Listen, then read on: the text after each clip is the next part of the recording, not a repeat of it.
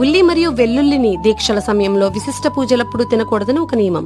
అయితే దీని వెనుక ఉన్న అసలు కథ ఏంటంటే, సముద్ర మథనం తర్వాత వచ్చిన అమృతం కోసం రాక్షసులు మరియు దేవతలు అమృతాన్ని తాగడానికి వాళ్ల వంతు ఎప్పుడు వస్తుందా అని ఆసక్తిగా ఎదురు చూస్తున్న సమయంలో విష్ణుమూర్తి మోహిని రూపాన్ని ధరించి అమృతాన్ని దేవతలకు మాత్రమే పంచసాగాడు. అప్పుడు స్వర్భానుడు అనే రాక్షసుడు దేవతలాగా వేషం వేసుకుని అమృతాన్ని తాగాడు. సూర్యచంద్రులు దీన్ని గమనించి ఈ విషయాన్ని మోహినికి చెప్పారు.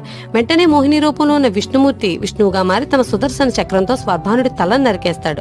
అయితే స్వర్భానుడు అమృతం తాగడం వల్ల అతనికి చావు లేదు కాబట్టి అతని తల రాహుగా, శరీరం కేతుగా మారాయి. అయితే రాహు తెగిపోయిన గొంతు నుంచి భూమిపై పడిన అమృతపు చుక్కలు ఉల్లి మరియు వెల్లుల్లి మొక్కలుగా భూమిపై ఉద్భవించాయి. ఇవి రెండు అమృతం నుంచి పుట్టినవి కాబట్టి వీటితో అనేక ఆరోగ్య ప్రయోజనాలున్నాయి. అందుకే ఉల్లి వెల్లి చేసిన మేలు తల్లి కూడా చేయదు అంటారు. కానీ ఇవి రాక్షసుడి శరీరం నుంచి బయటపడ్డాయి కాబట్టి ఇవి విపరీతమైన ఘాటుని కలిగి ఉంటాయి. అందువల్ల ఇవి సాత్విక లక్షణాలకు ఆటంకం కలిగిస్తాయని దీక్షల సమయంలో వీటిని